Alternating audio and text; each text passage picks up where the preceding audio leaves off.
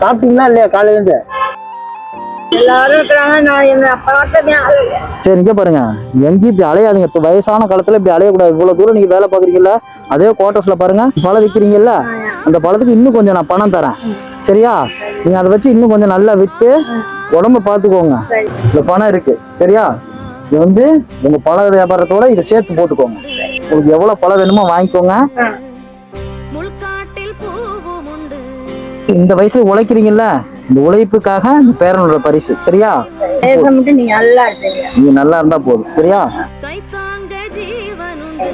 பாத்து போறீங்களா? நான் போறேன், இனிமே நான் போறேன். இந்த வயசுலயும் பாத்தீங்கன்னா உங்களுக்கு உடம்பு முடியல, ஒரு மாதிரி டயர்டா இருக்கு. இந்த வயசுல உழைக்கிறாங்க.